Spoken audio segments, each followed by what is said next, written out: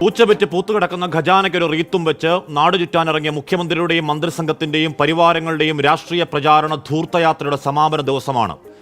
എല്ലാ തരത്തിലുമുള്ള വിലക്കയറ്റത്തിൽ നട്ടപ്രാന്തെടുത്ത് നിൽക്കുന്നവന്റെ കുത്തിനു പിടിച്ച് ക്ഷേമ പെൻഷൻ കൊടുക്കാനെന്ന് വ്യാജം പറഞ്ഞ് പിടിച്ചുപറിച്ചെടുത്ത അധിക നികുതിയിൽ ആ ക്ഷേമ പെൻഷൻ കിട്ടാത്ത പട്ടിണിപ്പാവങ്ങൾക്ക് മുന്നിൽ അണ്ടിപ്പരിപ്പ് പാലിൽ കുതിർത്തും കോഴിയും താറാവും മട്ടനും മപ്പാസും അടക്കം ഉരുട്ടി വിഴുങ്ങിയ പ്രഭാത വിരുന്നുകളും കോടികൾ മുടക്കിയ ഒരു രാജാവ് എഴുന്നള്ളിപ്പ് യാത്ര എന്ന നിലയ്ക്ക് മാത്രമല്ല ആ യാത്രയ്ക്ക് കേരളത്തിന്റെ രാഷ്ട്രീയ ചരിത്ര പുസ്തകത്തിൽ കുപ്രസിദ്ധി.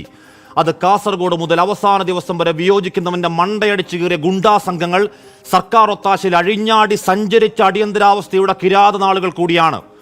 6 അടി 7 അടി കുറുവടിയേന്തി അന്തിക്കമ്പല മുറ്റത്ത് എന്നൊക്കെ പണ്ടു നിങ്ങൾ RSSനെതിരെ വിളിച്ചു മറന്ന മുദ്രാവാക്യത്തിൽ പറഞ്ഞ അതേ ദണ്ഡകളുമേന്തി അക്രമി സംഘത്തിന്റെ റോന്തു ചുറ്റലിന് ചരിത്രത്തിലൊരു സമാനതയുണ്ട്. ബംഗാൾ എന്നാണ് പേര്. അധികം മുൻപല്ല.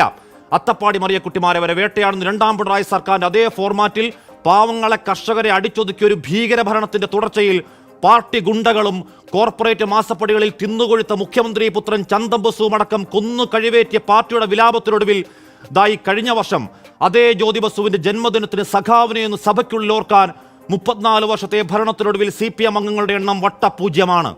വള്ളിപുള്ളി തെറ്റാതെ അതേ വഴിയിലാണ് അധമയാത്രയെങ്കിൽ കാത്തിരിക്കുന്നത് കേരളത്തിലും രാഷ്ട്രീയ അപ്രസക്തി എന്ന വിധിയാണെങ്കിൽ അനുഭവിക്ക്.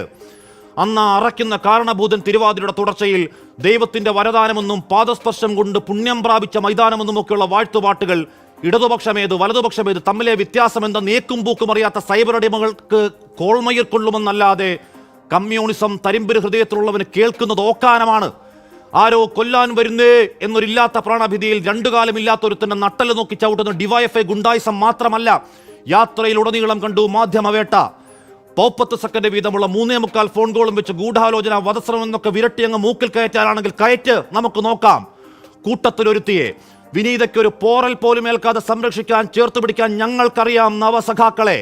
ആ ഉഡായിപ്പ് കേസ് കോടതി വരാന്തയിൽ തന്നെ 8 നിലയിൽ പൊട്ടുമെന്നറിഞ്ഞിട്ടും പേടിപ്പിക്കാനും വിരട്ടെങ്കിൽ 1 അല്ല 100 കേസെടുത്താലും പരമാവധി ഒരു മാഷാ അല്ലാ വ്യാജ സ്റ്റിക്കർ ഒട്ടിച്ചൊരു ഇന്നോവ കൊടിസുന കൂട്ടങ്ങളുമായി വീട്ടുമുറ്റത്ത് കറങ്ങിയാലും തമ്പ്രാനെ തിരുമനസിനും തിരുമനസിന്റെ അന്തപുര സംഘങ്ങൾക്കും അങ്കരക്ഷ കൂലിപ്പടയ്ക്കും തിരുവുള്ളക്കേടുണ്ടാകുമെന്ന് കരുതി നട്ടല്ലൂരി കൊട്ടയിലാക്കി നാവറുത്ത് ദാസ്യപ്പണിയെടുക്കാൻ മനസ്സില്ല പ്രജാപതി.